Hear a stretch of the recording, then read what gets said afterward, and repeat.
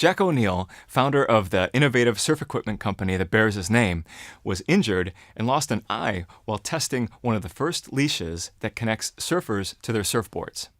Setting a remarkable leadership standard for commitment to innovation, he incorporated his signature eye patch into the company logo, which became world famous as the company grew.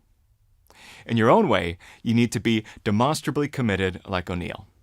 To do it well, here are some steps to use, drawing on decades of research about what creates the most fertile ground for creative work in organizations. The first comes from Nobel Prize-winning physicist Arthur Schawlow. When asked what distinguished the most creative scientists, he said they are impelled by curiosity. This definitely applies for leaders.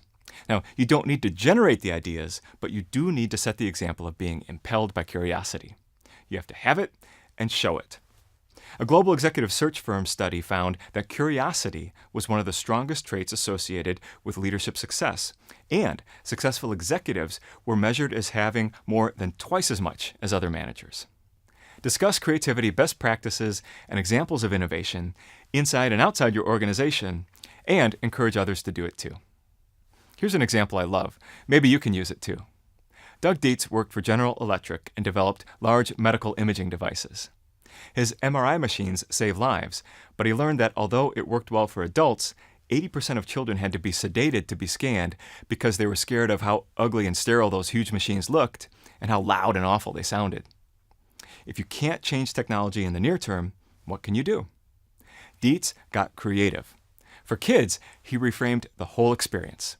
He made it a pirate ship adventure, painting the machine and the entire room like an amusement park ride. Wow! The operators prep the kids. There's lots of noise on the ship, and you have to be very still so the pirates won't find you.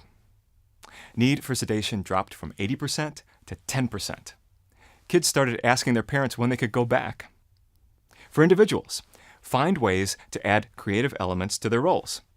Hiring managers, for example, can pose questions in job interviews to gather new ideas and fresh perspectives from people who don't yet work in the organization.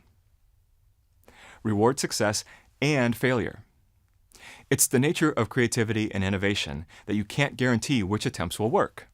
But you can predict that punishing failure will stifle future attempts. Mistakes can be a fertile ground for innovation. Years ago, a Walmart manager accidentally ordered far too many large chocolate marshmallow snacks called moon pies. He turned the mistake into a fun local event, a moon pie eating contest. The contest became a big annual celebration, aired widely on television. Make room for some rebellion. Hewlett-Packard founder David Packard speaks fondly of an engineer who defied his direction to stop working on a project and instead took vacation time to demonstrate a prototype. It became a huge success, and Packard publicly gave him a humorous but meaningful medal for extraordinary contempt and defiance beyond the normal call of engineering duty. For teams, ensure teams are trained on healthy creative processes, such as brainstorming and having people building on each other's ideas instead of just defending their own. Challenge teams to develop new products, services, and methods. For example, Starbucks CEO Howard Schultz tells of his frustration at how long it was taking to develop an innovative, high-quality instant coffee. Told it would take 32 more months, Schultz said, "Not good enough.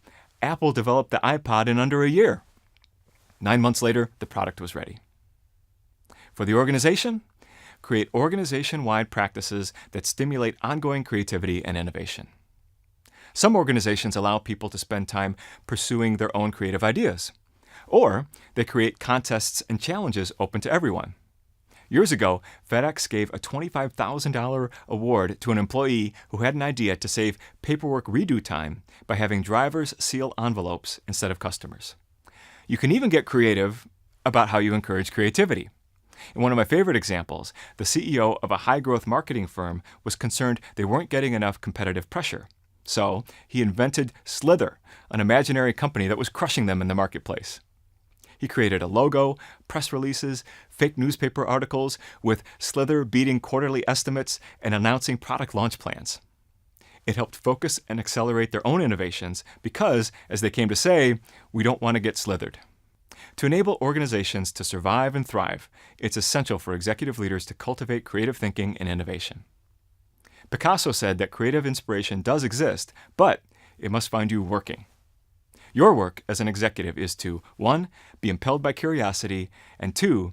Encourage and reward innovation at all levels in your organization.